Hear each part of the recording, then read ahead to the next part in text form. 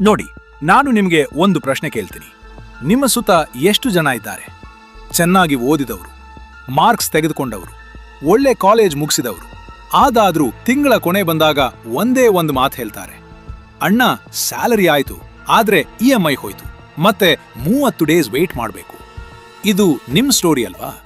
ನನ್ ಸ್ಟೋರಿ ಕೂಡ ಒಂದು ಕಾಲದಲ್ಲಿ ಇದೇ ಆಗಿತ್ತು. ಹಣ ಇಲ್ಲ, ಡೈರೆಕ್ಷನ್ ಇಲ್ಲ, ಆದ್ರೆ ಡ್ರೀಮ್ ಮಾತ್ರ ದೊಡ್ಡದಿತ್ತು. ಆದ್ರೆ ಒಂದು ದಿನ ನಾನು ಒಂದು ಸಿಂಪಲ್ ಟ್ರೂತ್ ಅರ್ಥ ಮಾಡ್ಕೊಂಡೆ. ಹಣ ಮಾಡೋದು ಲಕ್ ಅಲ್ಲ, ಅದು ಒಂದು ಸ್ಕಿಲ್. ಮತ್ತು ಯಾವುದೇ ಸ್ಕಿಲ್ ಕಲಿಯಬಹುದು. ಇವತ್ತು ನಾನು ನಿಮಗೆ ಅದೇ ಕಲಿಸ್ತೀನಿ, ಸತ್ಯವಾಗಿ, ಶಾರ್ಟ್ ಕಟ್ ಇಲ್ದೆ, ಆದ್ರೆ ಕ್ಲಿಯರ್ಲಿ. ನಮ್ಮ ಕರ್ನಾಟಕದಲ್ಲಿ ಒಂದು ದೊಡ್ಡ ಪ್ರಾಬ್ಲಮ್ ಇದೆ. ಮನೆಯಲ್ಲಿ ಅಪ್ಪ ಅಮ್ಮ ಒಂದೇ ಒಂದು ಮಾತು ಹೇಳ್ತಾರೆ, ಚೆನ್ನಾಗಿ ಓದು, ಒಳ್ಳೆ ಮಾರ್ಕ್ಸ್ ತೆಗೆದುಕೋ, ಒಳ್ಳೆ ಜಾಬ್ ಸಿಗ್ತದೆ. ಇದರಲ್ಲಿ ಅವರ ಪ್ರೀತಿ ಇದೆ, ಆದ್ರೆ ತಪ್ಪಿದೆ.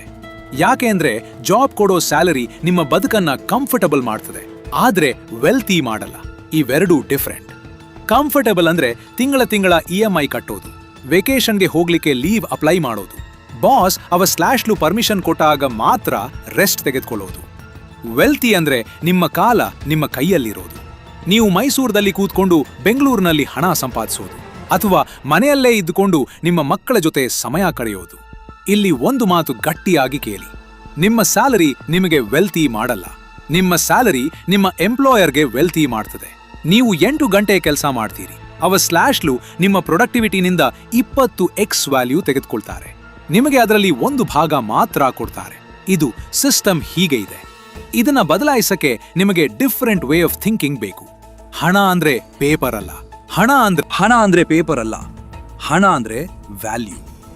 ಇದನ್ನ ಒಂದು ಎಕ್ಸಾಂಪಲ್ದಿಂದ ಅರ್ಥ ಮಾಡ್ಕೊಳ್ಳಿ. ಬೆಂಗಳೂರಿನಲ್ಲಿ ಒಬ್ಬ ಆಟೋ ಡ್ರೈವರ್ ಇದ್ದಾನೆ. ಅವನು 12 ಗಂಟೆ ಕೆಲಸ ಮಾಡ್ತಾನೆ. ಅಷ್ಟೇ ಗಂಟೆ ಒಬ್ಬ ಸಾಫ್ಟ್ವೇರ್ ಇಂಜಿನಿಯರ್ ಕೂಡ ಕೆಲಸ ಮಾಡ್ತಾನೆ. ಆದ್ರೆ ಎಂಜಿನಿಯರ್ ಹೆಚ್ಚು ದುಡ್ತಾನೆ. ಯಾಕೆಂದ್ರೆ ಅವನ ಸ್ಕಿಲ್ಗೆ ಹೆಚ್ಚು ಮಾರ್ಕೆಟ್ ವ್ಯಾಲ್ಯೂ ಇದೆ. ಮತ್ತು ಆ ಸಾಫ್ಟ್ವೇರ್ ಇಂಜಿನಿಯರ್ನ ಮೇಲಿರೋ ಒಬ್ಬ ಫೌಂಡರ್ ಇನ್ನೂ ಹೆಚ್ಚು ದುಡ್ತಾನೆ. ಯಾಕೆಂದ್ರೆ ಅವನು ತನ್ನ ಟೈಮ್ ಮಾರ್ತಿಲ್ಲ, ಅವನು ಸಿಸ್ಟಮ್ ಕಟ್ಟಿದ್ದಾನೆ. ಇಲ್ಲಿ ಒಂದು ಫಂಡಮೆಂಟಲ್ ಟ್ರೂತ್ ಇದೆ. ನೀವು ನಿಮ್ಮ ಟೈಮ್ ಮಾರ್ತಾ ಇರೋವರೆಗೂ ನಿಮ್ಮ ಇನ್ಕಮ್ಗೆ ಸೀಲಿಂಗ್ ಇರ್ತದೆ. ಯಾಕೆಂದ್ರೆ ದಿನದಲ್ಲಿ 24 ಗಂಟೆ ಮಾತ್ರ ಇವೆ. ಆದ್ರೆ ನೀವು ವ್ಯಾಲ್ಯೂ ಕ್ರಿಯೇಟ್ ಮಾಡ್ತಾ ಇದ್ರೆ, ಪ್ರಾಡಕ್ಟ್ ಮಾಡಿ, ಸಿಸ್ಟಮ್ ಕಟ್ಟಿ ಅಥವಾ ನಾಲೆಜ್ ಮಾರಿ, ನಿಮ್ಮ ಇನ್ಕಮ್ ಅನ್ಲಿಮಿಟೆಡ್ ಆಗ್ತದೆ. ಇದನ್ನ ಅರ್ಥ ಮಾಡ್ಕೊಳ್ಳೋದೇ ವೆಲ್ತಿಯಾಗೋ ಮೊದಲ್ ಸ್ಟೆಪ್. ಮತ್ತು ಒಂದು ಮಾತು ನೆನ್ಪಿಡಿ, ಹಣ ಇರೋ ಜನ ಹೆಚ್ಚು ಮೋಸ ಮಾಡ್ತಾರೆ ಅಂತ ನಮ್ಮ ಮನಸ್ಸಲ್ಲಿ ಒಂದು ಪ್ರೋಗ್ರಾಮಿಂಗ್ ಇದೆ.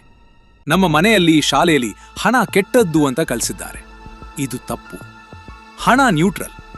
ಅದನ್ನ ಬಳಸೋ ಮನುಷ್ಯ ಒಳ್ಳೆಯವನಾಗಿದ್ರೆ ಒಳ್ಳೆ ಕೆಲಸ ಆಗ್ತದೆ, ಕೆಟ್ಟವನ ಕೈಲಿ ಬಿದ್ರೆ ಕೆಟ್ಟ ಕೆಲಸ ಆಗ್ತದೆ. ಆದ್ರೆ ಹಣ ಮಾಡೋದ್ರಲ್ಲಿ ಪಾಪ ಇಲ್ಲ. ನೀವು ವೆಲ್ತಿ ಆಗ್ಬೇಕು ಅಂದ್ರೆ ಮೊದಲು ಈ ಗಿಲ್ಟಿ ಫೀಲಿಂಗ್ ಬಿಡಬೇಕು. ಸರಿ, ನೀವು ಹೇಳ್ತೀರಾ, ಸರಿ ಅಣ್ಣ, ಅರ್ಥ ಆಯ್ತು.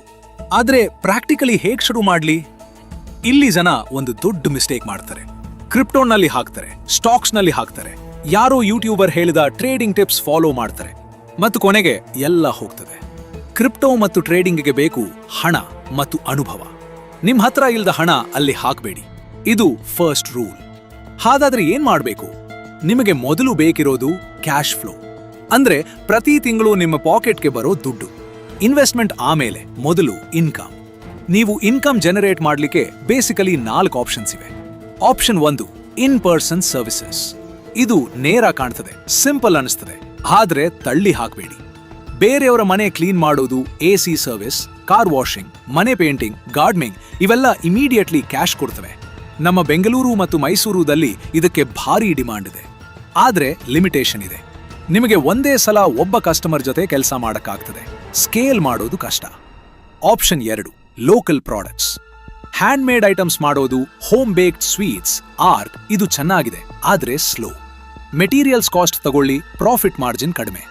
ಇದನ್ನ ಪ್ಯಾಷನ್ ಪ್ರಾಜೆಕ್ಟ್ ಆಗಿ ಮಾಡಬಹುದು, ಆದ್ರೆ ಮೇನ್ ಇನ್ಕಮ್ ಸೋರ್ಸ್ ಆಗಿ ಅಲ್ಲ. Option 3, global products, clothing brand, drop shipping, print on demand, reselling.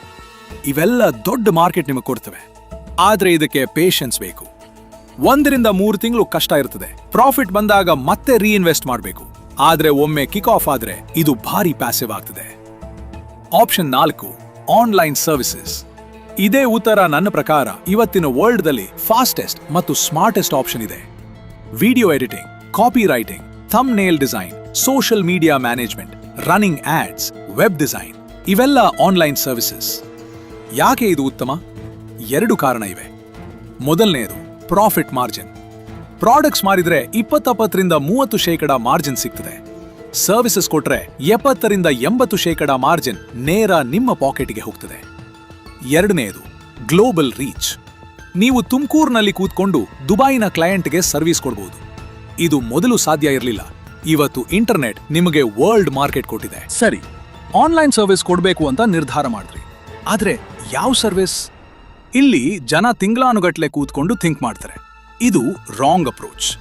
ನಿಮ್ಮ ಜೊತೆ 3 ಪ್ರಶ್ನೆ ಕೇಳ್ಕೊಳ್ಳಿ. 1, ನೀವು ಯಾವ ಕೆಲಸ ಮಾಡ್ಲಿಕ್ಕೆ ಇಷ್ಟಪಡ್ತೀರಿ? ಯಾರು ಹಣ ಕೊಡ್ದಿದ್ರು? 2, ಯಾವ ಕೌಶಲ ಕಲಿಯೋದ್ರಲ್ಲಿ ನಿಮಗೆ ಇಂಟ್ರೆಸ್ಟೆಡ್ ಇದೆ? 3, ಬಿಸ್ನೆಸಸ್ ಎಲ್ಲಿ ಸ್ಟ್ರಗಲ್ ಮಾಡ್ತಿವೆ? ಏನು ಪ್ರಾಬ್ಲಮ್ ಸಾಲ್ವ್ ಆಗ್ಲಿಲ್ಲ? ಈ 3 ಉತ್ತರ ಒಂದೆಡೆ ಮೀಟ್ ಆಗೋ ಜಾಗ ಅದೇ ನಿಮ್ಮ ಗೋಲ್ಡ್ ಮೈನ್. ಆದ್ರೆ ಒಂದು ಮುಖ್ಯ ಮಾತು, ಪರ್ಫೆಕ್ಟ್ ಆಗೋವರೆಗೆ ವೇಟ್ ಮಾಡಬೇಡಿ. ಶುರು ಮಾಡಿ. ಕ್ಲೈಂಟ್ಸ್ ಜೊತೆ ಕೆಲಸ ಮಾಡ್ತಾ ಕಲಿಯಿರಿ. ಮೊದಲ ತಿಂಗಳಲ್ಲಿ ನಿಮ್ಮ ಪ್ರೈಸ್ ಮಾರ್ಕೆಟ್ ರೇಟ್ಗಿಂತ ಕಡಿಮೆ ಇಡಿ. ಯಾಕೆಂದ್ರೆ ನಿಮ್ಮ ಏಮ್ ಈಗ 2 ಥಿಂಗ್ಸ್: ಅರ್ನ್ ಅಂಡ್ ಲರ್ನ್. ಹಣ ಮತ್ತು ಎಕ್ಸ್ಪೀರಿಯನ್ಸ್ ಒಟ್ಟಿಗೆ. ಮತ್ತು ಒಂದು ಮಾತು, ಸ್ಪರ್ಧೆ ಅಂದ್ರೆ ಭಯ ಬೇಡ. ಯೂಟ್ಯೂಬ್ನಲ್ಲಿ, ಇನ್ಸ್ಟಾಗ್ರಾಮ್ನಲ್ಲಿ ಬಹಳಷ್ಟು ವಿಡಿಯೋ ಎಡಿಟರ್ಸ್ ಇದ್ದಾರೆ. ಆದ್ರೆ 99% ಆವರೇಜ್ ಲೆವೆಲ್ನಲ್ಲಿ ಇದ್ದಾರೆ. ನೀವು ಕನ್ಸಿಸ್ಟೆಂಟ್ ಆಗಿದ್ರೆ, ಚೆನ್ನಾಗಿ ಕೆಲಸ ಮಾಡಿದ್ರೆ ಮೊದಲ 1% ಇರ್ತೀರಿ. ಸರಿ, ನೀವು ಸರ್ವಿಸ್ ಶುರು ಮಾಡಿದ್ರಿ, ಕ್ಲೈಂಟ್ ಸಿಕ್ಕ. ಆದ್ರೆ ಇನ್ನು 10 ಲಕ್ಷ ರೂಪಾಯಿ, 50 ಲಕ್ಷ ರೂಪಾಯಿ ದಾಟ್ಲಿಕ್ಕೆ ಏನ್ ಮಾಡಬೇಕು? ಇಲ್ಲಿ 4 ಎಲಿಮೆಂಟ್ಸ್ ಇವೆ. ಇವೆಲ್ಲ ಸೇರಿದ್ರೆ ನಿಮ್ಮ ಇನ್ಕಮ್ ಮುಂದಿನ ಲೆವೆಲ್ಗೆ ಹೋಗ್ತದೆ. Element 1, positioning. ನಿಮ್ಮ ಸರ್ವಿಸ್ ಯಾರಿಗೆ ಕೊಡ್ತೀರಿ ಅನ್ನೋದು ಭಾರಿ ಇಂಪಾರ್ಟೆಂಟ್. ಒಂದು ಉದಾಹರಣೆ ನೋಡಿ. 2 ವಿಡಿಯೋ ಎಡಿಟರ್ಸ್ ಇದ್ದಾರೆ. ಒಬ್ಬ 500 ರೂಪಾಯಿಗೆ ಸ್ಮಾಲ್ ಯೂಟ್ಯೂಬರ್ಸ್ಗೆ ಎಡಿಟ್ ಮಾಡ್ತಾನೆ. ಮತ್ತೊಬ್ಬ 5,000 ರೂಪಾಯಿಗೆ ಒಂದು ಪ್ರಾಡಕ್ಟ್ ಸೆಲ್ ಮಾಡೋ ಆಂಟ್ರಪ್ರೆನರ್ಗೆ ಎಡಿಟ್ ಮಾಡ್ತಾನೆ. ಎರಡನೇವನ ಕೆಲಸ ಎಷ್ಟು ಡಿಫರೆಂಟ್? 0. ಆದ್ರೆ ಅವನ್ ಇನ್ಕಮ್ 10x. ಯಾಕೆಂದ್ರೆ ಬಿಸ್ನೆಸ್ಗೆ ತನ್ನ ವಿಡಿಯೋ 5,000 ರೂಪಾಯಿ ಖರ್ಚಾದ್ರೂ ಅದು 50,000 ರೂಪಾಯಿ ರೆವೆನ್ಯೂ ತಂದ್ರೆ ಪ್ರಾಬ್ಲಮ್ ಇಲ್ಲ. ಅವರು ROI-ನಲ್ಲಿ ಯೋಚಿಸ್ತಾರೆ. ಹಾಗಾಗಿ ನಿಮ್ಮ ಪೊಸಿಷನಿಂಗ್ ಬದಲಾಯಿಸಿ. ಸ್ಮಾಲ್ ಕ್ಲೈಂಟ್ಸ್ ಬಿಟ್ಟು ಹಣ ಮಾಡ್ತಿರೋ ಬಿಸ್ನೆಸಸ್ ಹತ್ರ ಹೋಗಿ. Element 2, leverage. ಟೈಮ್ ಮಾರಬೇಡಿ, ವ್ಯಾಲ್ಯೂ ಮಾರಿ. ಜನ ಸಾಮಾನ್ಯವಾಗಿ ಪರ್ ಅವರ್ ಅಥವಾ ಪರ್ ಪ್ರಾಜೆಕ್ಟ್ ರೇಟ್ ಮಾಡ್ತಾರೆ. ಇದು ಲಿಮಿಟೆಡ್ ಥಿಂಕಿಂಗ್. ನೀವು ಒಬ್ಬ ಕ್ಲೈಂಟ್ಗೆ ಫೇಸ್ಬುಕ್ ಆಡ್ಸ್ ರನ್ ಮಾಡ್ತೀರಿ. ಅವರ ಸ್ಲಾಶಲ್ ಬಿಸ್ನೆಸ್ 10 ಲಕ್ಷ ರೂಪಾಯಿ ರೆವೆನ್ಯೂ ಜನರೇಟ್ ಮಾಡ್ತದೆ ನಿಮ್ಮ ಆಡ್ಸ್ನಿಂದ. ನೀವು 5,000 ರೂಪಾಯಿ ತಗೊಂಡ್ರೆ ನೀವು ಅಂಡರ್ ಚಾರ್ಜಿಂಗ್ ಮಾಡ್ತಿದ್ದೀರಿ. ರಿಸಲ್ಟ್ಗೆ ಚಾರ್ಜ್ ಮಾಡಿ. ನೀವು 2 ಲಕ್ಷ ರೂಪಾಯಿ ರೆವೆನ್ಯೂ ಜನರೇಟ್ ಮಾಡಿದ್ರೆ 20,000 ರೂಪಾಯಿ ಚಾರ್ಜ್ ಮಾಡೋ ರೈಟ್ ನಿಮಗಿದೆ. ಈ ಶಿಫ್ಟ್ ಮಾಡಿದ ತಕ್ಷಣ ಕ್ಲೈಂಟ್ಸ್ ನಿಮ್ಮನ್ನ ಕಾಸ್ಟ್ ಅಂತ ನೋಡಲ್ಲ, ಇನ್ವೆಸ್ಟ್ಮೆಂಟ್ ಅಂತ ನೋಡ್ತಾರೆ. Element 3, reach.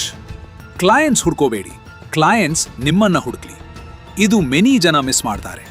ನೀವು ವಿಡಿಯೋ ಎಡಿಟರ್ ಆದ್ರೆ ನಿಮ್ಮ before and after clips post ಮಾಡಿ, ರೀಲ್ಸ್ ಮಾಡಿ. ಇನ್ಸ್ಟಾಗ್ರಾಮ್ ಅಲ್ಲಿ, ಲಿಂಕ್ಡ್ಇನ್ ಅಲ್ಲಿ, ಯೂಟ್ಯೂಬ್ ಶಾರ್ಟ್ಸ್ ಅಲ್ಲಿ ನಿಮ್ಮ ವರ್ಕ್ ತೋರಿಸಿ. ನೀವು ಥಂಬ್ನೇಲ್ ಡಿಸೈನರ್ ಆದ್ರೆ ಯಾಕೆ ಈ ಡಿಸೈನ್ ಹೆಚ್ಚು ಕ್ಲಿಕ್ಸ್ ತಂತು ಅಂತ ಎಕ್ಸ್ಪ್ಲೇನ್ ಮಾಡಿ. ಕಾಂಟೆಂಟ್ ಆಗ್ತದೆ, ಕ್ಲೈಂಟ್ಸ್ ಬರ್ತಾರೆ.